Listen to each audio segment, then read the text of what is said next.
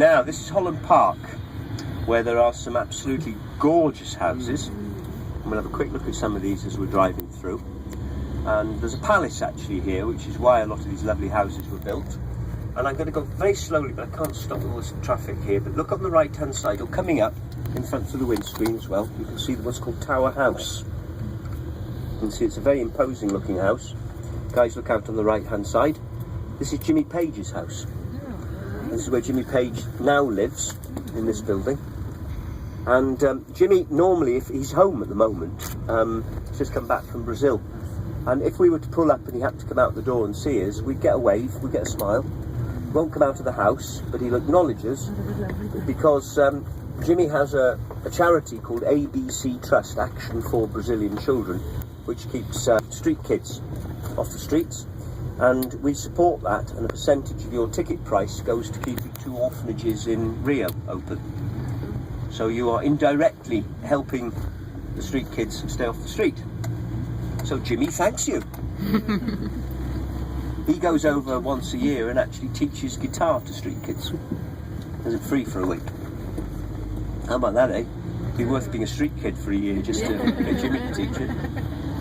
Now these houses all down on the left-hand side. Now these are all what we call townhouses, and you want to live here, very nice. But one of these will cost you about £7 million. And you ask, well, who the heck lives down there? Who can afford it? Well, a lot of them say people would have moved in when they were considerably less. It's still expensive. I mean, one guy I know lives down here who moved in and he only paid, I think, 800,000 for it. Was Kurt from Tears for Fears. And he lives just down there in the corner house, the Blue Door. That's his London property. But I mean, he could never have afforded 7 million. Another lad who used to live just down at the bottom here, he's just moved from here, was Paul Weller from the Jam. Paul Weller lived across here for a number of years and had a small studio here for a while. Now we want to see £7 million. Let's look at £70 million. Because look at these on the right-hand side here. This house, first house on the immediate right, this is a Saudi prince's house. And he's doing yet more work on it, because he only bought this 18 months ago. And the first thing he did when he bought it was they scooped out all of the underneath so he could build a garage for up to 17 cars below the surface. So it's no one in at the moment, it's all shuttered up. This house on the left is Paul Allen, the co-founder of Microsoft. And they shot 4 weddings and a funeral inside there. Another house coming up on the left-hand side, it says Diplomatic House here, look. That was Colonel Gaddafi's house.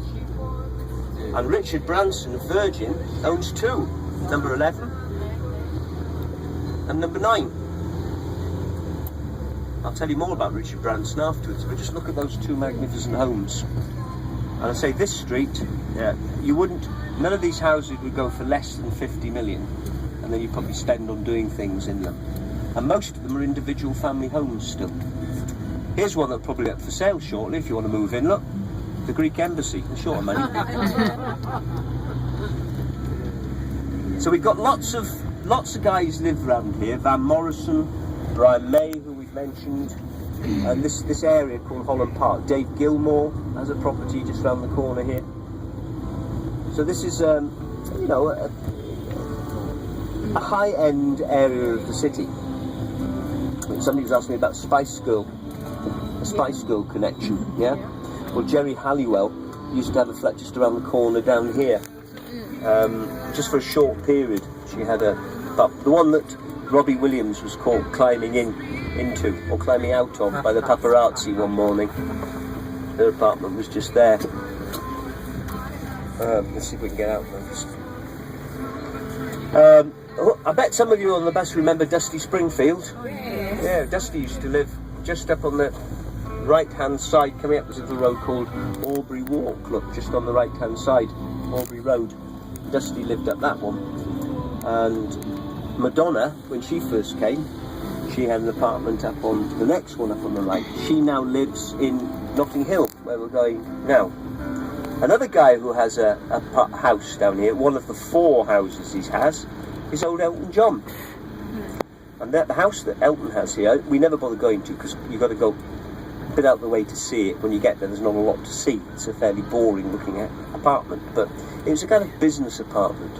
He paid $4 million for it about 15 years ago, so it would be an expensive property. But he used to keep his artwork in it. He had a couple of bedrooms in it for brief overnight stays. And a few years ago, Elton was pulled in by his bank manager, and they said, "Look, Elton, you've got a £9 million overdraft. We want some of it paid back." I don't know how Elton could get £9 million overdraft with all the money that he makes, but he's pretty prolific with cash, his old Elton. Anyway, he decided what he'd do is he'd hold an auction, and he was going to auction off some of his artwork and maybe some of his stage stuff, and all the stuff was on display at this house locally. So being a nosy bugger, I thought, well, this is a good opportunity to go and look inside one of Elton's houses, because you could go the day before and look at all the stuff. So I went along and saw that the following day was the auction. I may as well go and have a look, see what things go for, out of interest. Ladies and gentlemen, a word of advice: do not go to an auction after you've had a beer. I am now the proud owner of Elton John's waste paper basket. Cost me £13. A few years' time it might be worth more. Well, that's right. At least I've got somewhere to keep my Elton John records.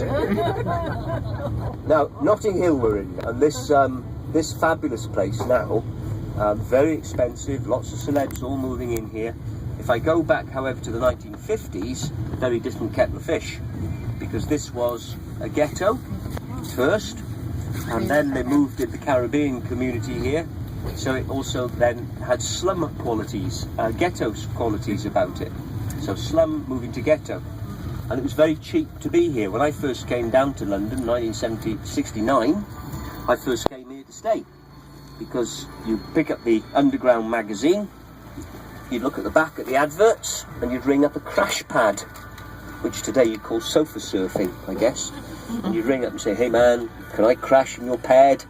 And the answer invariably would be yes, and it was free, except if you had a little something in your pocket, you was